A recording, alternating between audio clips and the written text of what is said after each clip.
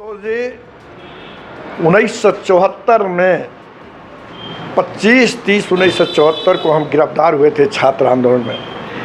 छात्र आंदोलन से लेकर इमरजेंसी तक 77 के चुनाव में भी हमने अहम भूमिका अदा किया था और मेरे भाई साहब यहाँ से जीते थे विधानसभा में। तब से लेकर आज तक मैंने तब से लेकर 10 तक मैं सिर्फ एमएलए एमपी बनाने का काम किया हूँ, अपने लड़ने की इच्छा नहीं थी।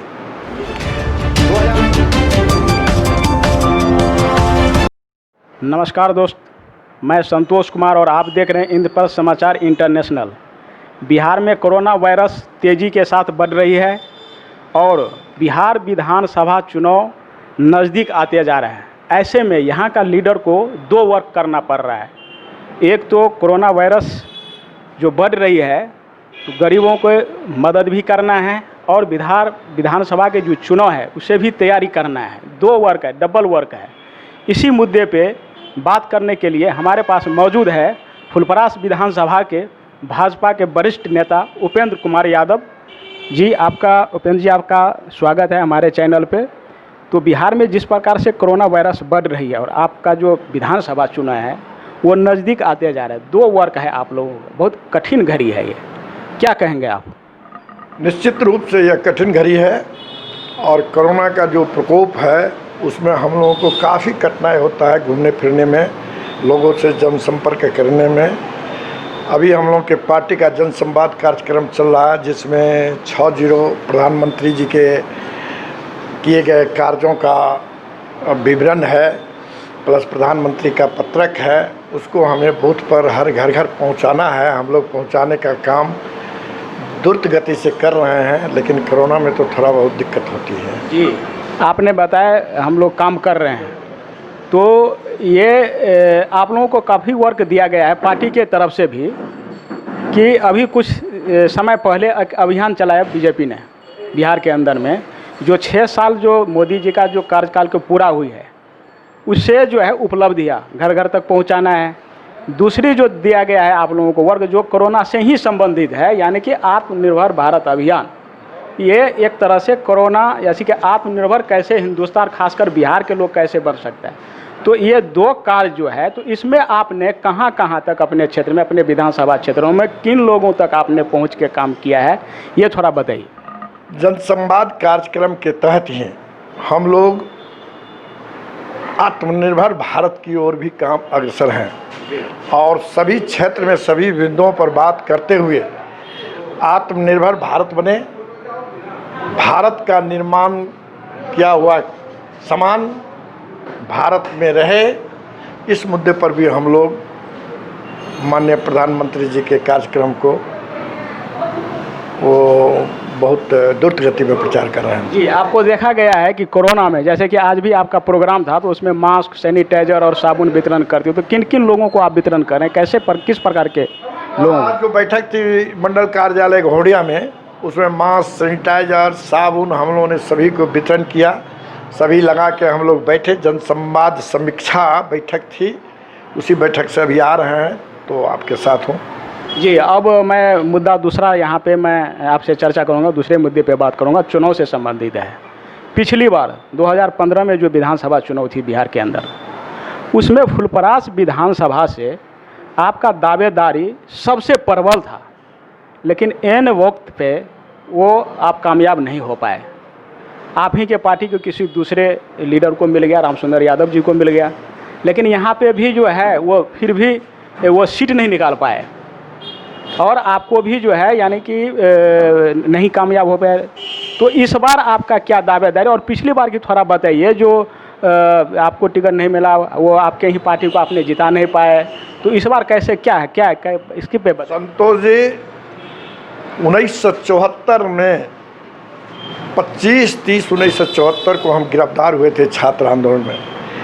छात्र आंदोलन से लेकर इमरजेंसी तक 77 के चुनाव में भी हमने अहम भूमिका अदा किया था और मेरे भाई साहब यहाँ से जीते थे विधानसभा में। तब से लेकर आज तक तब से लेकर 10 तक मैं सिर्फ एमएलए एमपी बनाने का काम किया हूँ, अपने लड़ने की इच्छा नहीं थी।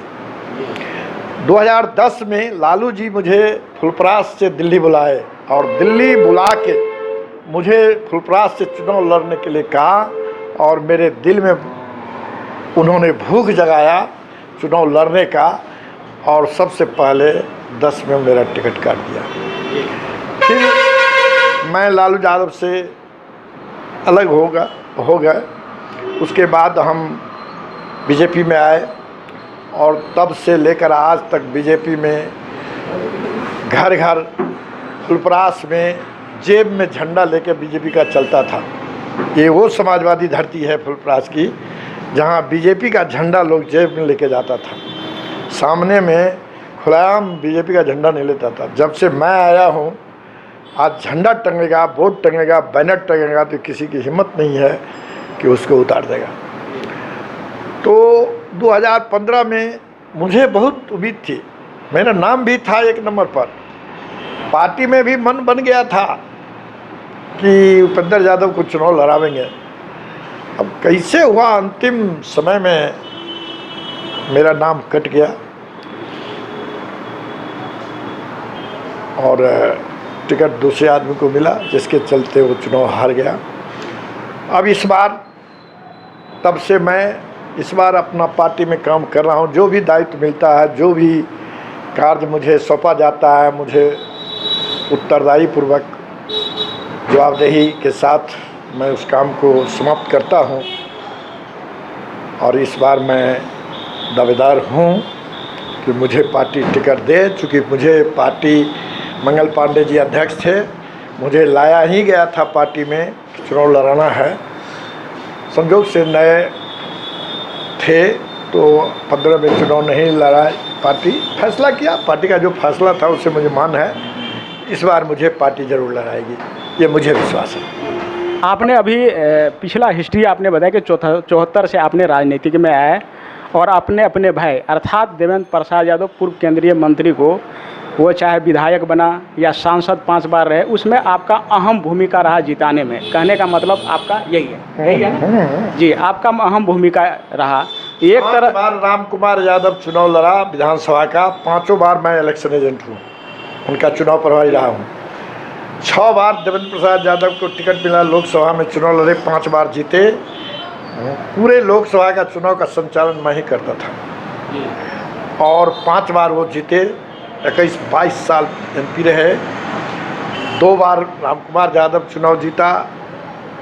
तो उसमें मुझे चुनाव लड़ने का अहम जानकारी है, चुनाव कैसे लड़ा जाता है, चुनाव कैसे जीता जाता है और कौन लोग क्या चाहते हैं, मुझे जानकारी है।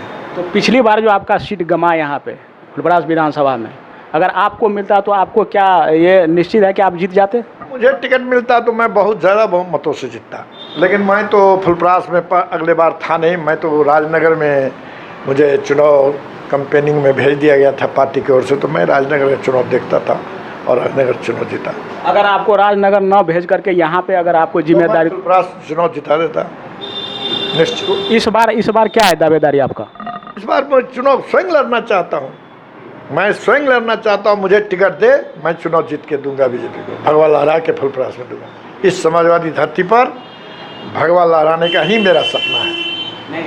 तो देखिए, पिछली बार जो है जदयू गठबंधन में नहीं था, बीजेपी के गठबंधन में, बाद में गठबंधन हुई और अभी जो है एनडीए के गठबंधन यानी कि जदयू का है और जदयू का सिटिंग विधायक है यहाँ पे। तो फिर कैसे आप कह सकते हैं कि मुझे जदयू को न दे करके बीजेपी में कैसे? आलाकमान को सोचना है, हमारे पार्टी लोगों को सोचना है कि मुझे कैसे लड़ाएंगे, यहाँ से लड़ाएंगे, दूसरे जगह से लड़ाएंगे, जहाँ से लड़ाएंगे वो पार्टी नेतृत्व का काम है। मैं लड़ना चाहता हूँ, तो लड़ना चाहते पूरे पार्लियामेंट के 6 विधानसभा में जहाँ से भी मुझे लड़ाएगा मैं लड़ने के लिए तैयार हूँ। तो 6 विधानसभा है यहाँ पे झंझारपुर लोकसभा के अंदर, यहाँ पे किसी भी सीट से अगर आपके उतारे तो आप श्योर कह रहे हैं कि हम जीत के दिखाएंगे? किसी भी सीट से मैं लड़ने के लिए तैयार हूँ और सीट जीत करके देने के लिए तैयार हूँ। जी, तो ये उपेंद्र कुमार यादव जी थे। इनका कहना है कि इस बार अगर पार्टी मौका देती है, ये लोकसभा जो है झंझारपुर है, तो झंझारपुर के अंदर 6 विधानसभा है, तो 6 विधानसभा में कहीं से भी लड़ेंगे। वही हालांकि आपका ये कहना है कि फुलपरास से हम दावेदारी कर रहे हैं। हाँ, फुलपरास से दावेदारी कर रहे हैं। मेरा घर है, दूसरे जगह जाना मुनासिब भी नहीं है। यदि पार्टी चाहेगी दूसरे जगह से तो मैं दूसरे जगह से भी लड़ने के लिए तैयार हूँ। तो ये 6 विधानसभा में कहीं से भी अगर चुनाव लड़ाया जाए तो 110% ये जीत के दिखाएंगे, इनका ये कहना है, दावा कर रहे हैं। तो इसी के साथ संतोष कुमार, इंद्रप्रस्थ समाचार इंटरनेशनल, बिहार।